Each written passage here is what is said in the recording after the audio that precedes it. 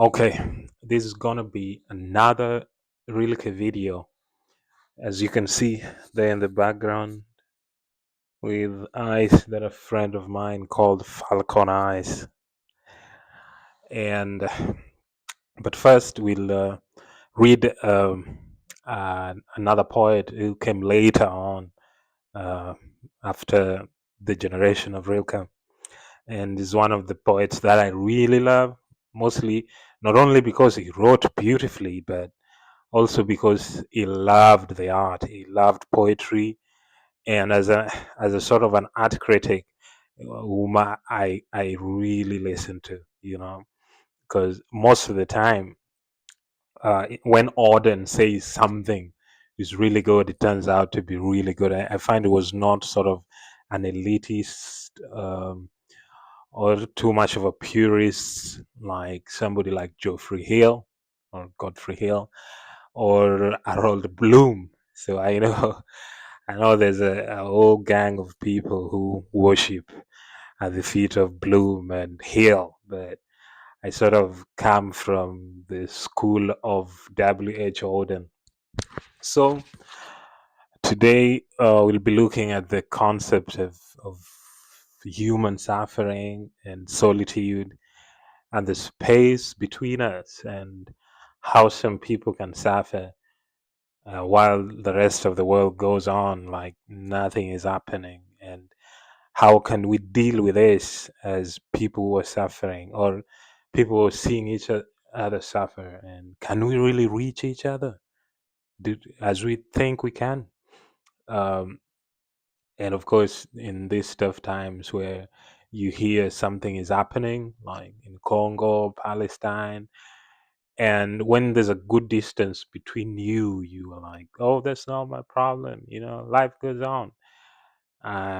It's very common for humans to feel like that until probably the disaster really comes to their door. So let's hear what Auden thinks, and then later on we'll hear what Rilke thinks. So with Auden, I'm just going to read one short old poem, and then I'll read a bit of fragments from Rilke's Do You Know Elegies, since that subject kind of comes up a lot in most of the elegies that I read. So I highlighted the lines that really spoke to me in that way. And I must have forgotten some. I don't know. It's hard to find the excerpts you like if you don't like highlight them in your annotation. Okay, I'll read Musée de Bussas. I don't even pronounce that clearly. I don't know the first thing about French, but I think, must mean Museum of Arts or something. So I'll read. It's okay. It's I think he writes it after seeing a painting by Bruegel's of Icarus. The Greek mythology of Icarus who wanted to fly and reach, with the father, and I think he overreached near the sun and fell. So anyway, let me read. Musée de Beaux-Arts. About suffering, they were never wrong, the old masters. How well they understood its human position, how it takes place while someone else is eating or opening a window or just walking dully along. How, when the aged are reverently, passionately waiting for the miraculous birth, there's always must be children who did not specially want it to happen, skating on a pond at the edge of the wood. They never forgot that even the dreadful martyrdom must run its course. Anyhow, in a corner, some untidy spot where the dogs go on with their doggy life and the torturer's horse scratches its innocent behind on a tree. In Bruegel's Icarus, for instance, how everything turns away quite leisurely from the disaster. The plowman may have heard the splash, the forsaken cry, but for him it was not an important failure.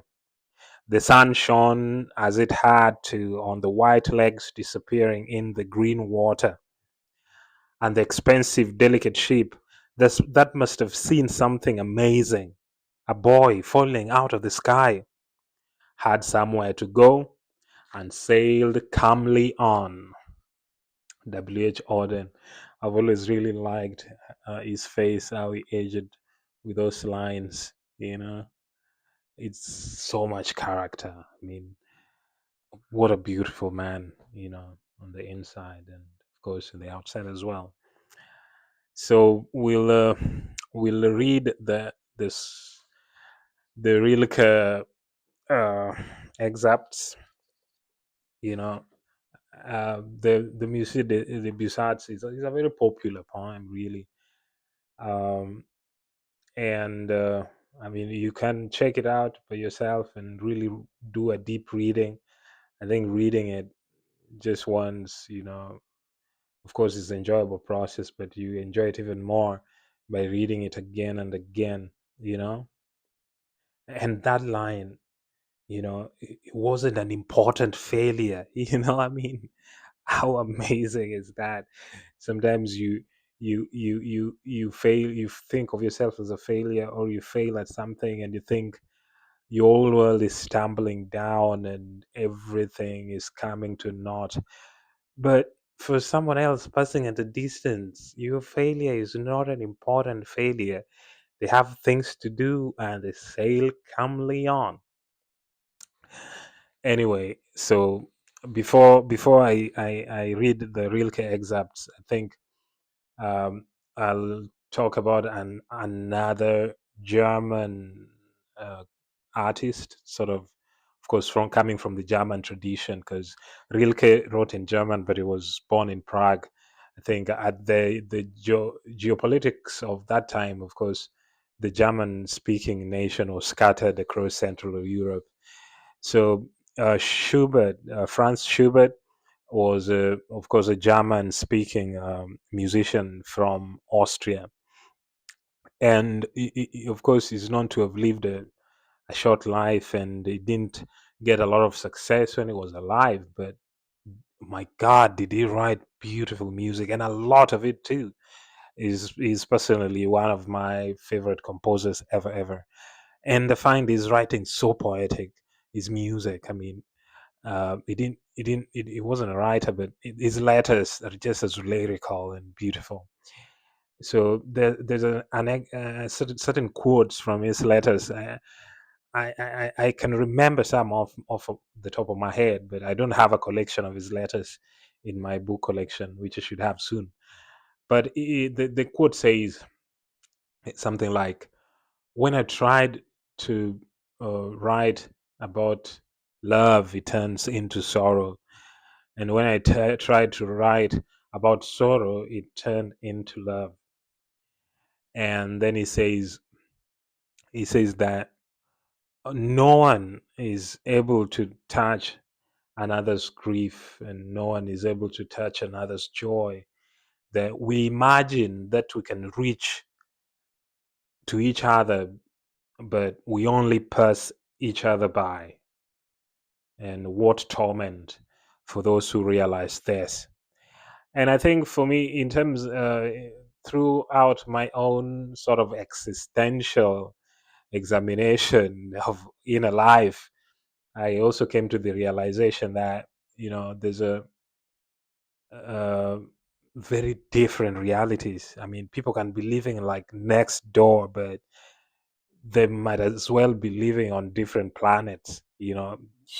My reality is so different from somebody else's reality. I mean, and there's an excerpt from Rilke that I couldn't find because I didn't highlight it, where he equates it to the stars in the sky, and when we look at them from the ground, they look like so closely nailed together, but in reality, in physics, they're probably millions of miles apart. And I think that is a good illustration to illustrate what Schubert felt or tried to explain. And should these stars be so close together, and what if they collide? Wouldn't that be catastrophic? But can they still shine so? far together so brightly and give us a sense of sublime beauty looking at them from down here. Of course, beauty can still exist even with this distance and with this feeling of alienation, you know. And I think Rilke really grappled with that topic, I think, all of his life. And in his letters to a young poet, he says that do not make a bond of love, you know. He always advised for lovers to keep a space between each other where, where the magic can flow through, don't make a bond of love. Have a space where each other can be themselves, you know, and then you meet in this common no man's land and share what you have to give from your own from your own brightness, your own stardom shining apart and giving this sublime beauty from the onlooker. Anyway, I can go on and on about the mystic side of things, the cosmic mysticism and solitude and love. But let's hear it from Rilke. So I'll start with the second elegy. I think the second elegy. There's a part of it. Of course, this is a translation by Stephen Mitchell, which I really like. Okay, I won't. I won't read the whole elegy. I won't give you context of the poem, and you can understand it whichever way you want to understand. That's one thing with Rilke. The poem can be understood in so many levels, and you'll all be right. And that is the triumph of any good poet. So, though someone may tell us, yes, you've entered my bloodstream, the room, the old springtime is filled with you. What does it matter? He can't contain us. We vanish inside him and around him. And those who are beautiful, or who can retain them. Yeah, I can't, you've entered my bloodstream. Like, I can't, feel. It's, he says, the beautiful can't be contained, and whether you claim the whole room is filled with you and everything, I mean it's amazing. You can't really completely contain somebody. And there has to be that sort of respect of distance for everybody to shine on their own, and then the collective light becomes sublime.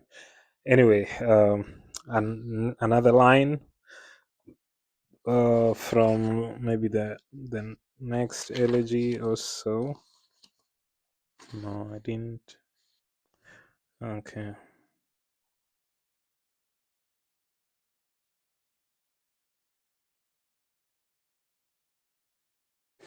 No, the fourth. Yeah, the fourth elegy. It chides lovers. Aren't lovers always arriving at each other's boundaries, although they promised vastness, hunting home? This still illustrates that people still tend to feel the need to create a bond of love. And even if they promise each other vastness and distance, they still find themselves sometimes arriving at each other's boundaries. Anyway, let me just read the next one. I won't take a lot of time explaining. It's my own understanding, really. I mean, you can read the elegies and get your own understanding, but I like to string feelings together that spoke to me in a sort of way. So I think still on the fourth elegy. Uh, yes, yeah, I like this part. And you, dear women, who must have loved me for my small beginning of love towards you, which always stand away from, which I always stand away from, because the space in your features grew, changed. even when I loved it, into cosmic space where you no longer were. I have to read that again. And you, dear women, who must have loved me for my small beginning of love toward you, which I always turned away from because the space in your features grew, changed, even when I loved it, into cosmic space where you no longer were. Uh, and that reminds me of a quote.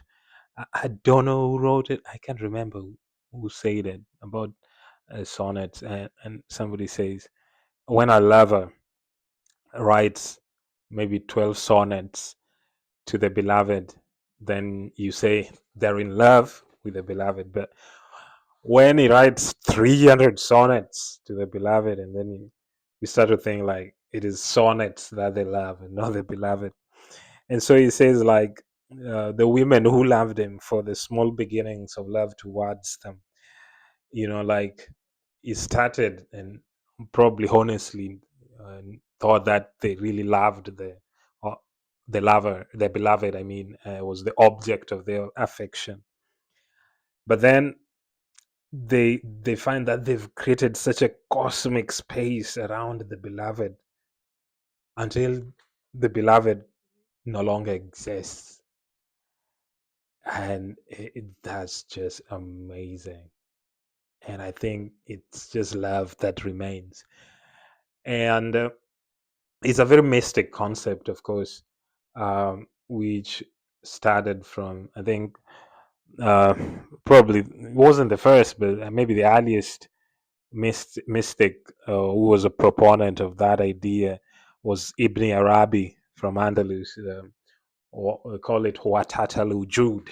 Huatatalu Jud, or something like that. It's Arabic. I don't get the pronunciations right, but it means union with the beloved, where the lover and the beloved cease to exist, and they all become one. And maybe Rilke tried to find this union with the beloved through human love, through earthly love, and he realized it was a kind of impossible to have that sort of union, and maybe realized that in the mystic level we can only find such union with God.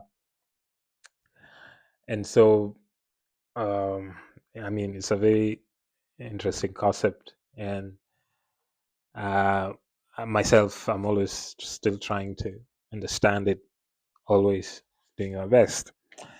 Anyway, maybe the last sort of few lines from the end of the fourth elegy, maybe to give us some hope.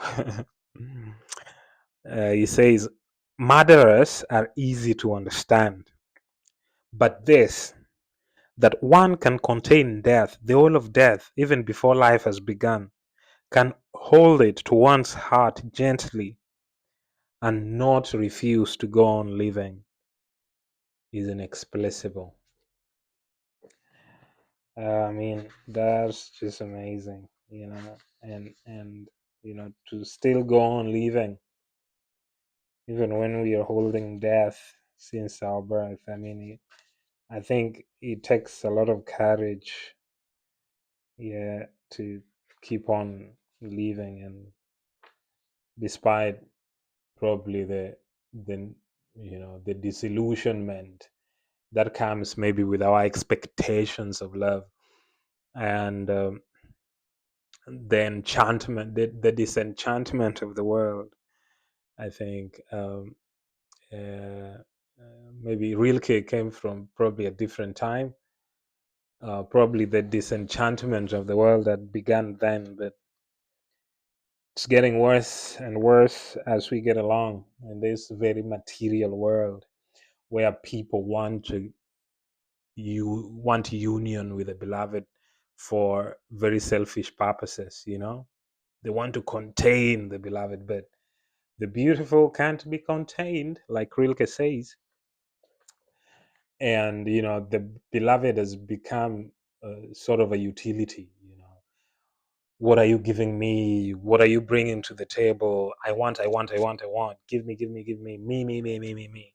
There's all lot of that going on. But I think reading Rilke and writers like Auden deeply might come with some disillusionment, which is good, you know, uh, to grasp the true reality that resides in the realm of imagination.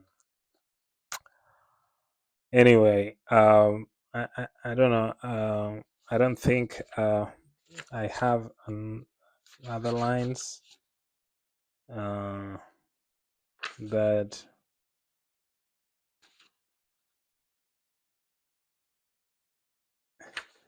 Yep, maybe the last one in the eighth elegy. So very interesting illustration it does. For nearing death, one doesn't see death, but stares beyond, perhaps with an animal's vast gaze. Lovers, if the beloved were not there blocking the view, are close to it and marvel. I mean, all the near death experiences or close to death experience where the eyes of the person dying seems to be no longer seeing the material world, like they've seen something else, the world beyond. And he tries to say that lovers come closest to seeing, seeing this beyond. And if only the beloved didn't block the gaze. This comes again to still that sort of distance that is required for the beloved to really see the cosmic proportions of the mystic love and who the true beloved is. So, from Auden's elegy of human suffering and how people can be indifferent to each other's suffering, but it's the truth. But should we despair? No. If we appreciate the distance between us and appreciate that people are living totally different realities and not for some selfish reasons try to merge these stars which might explode in a catastrophic manner, we should embrace this distance and respect each other's universe and everybody walking around with the whole universe around them so that we don't clash with each other, but shine together, and probably in this shining together, we can find some compassion. But can we truly reach the other's sorrow, the other's pain? Can we truly feel the other's joy? Maybe we can. Maybe sometimes we can. And if we understand it in the mystic sense of the lover and the beloved and who the beloved truly is, uh, when our love transcends the material, then I think we shall have it half licked. That is all. Thank you and see you next time. Say bye to Rilke. Bye bye. Like and subscribe.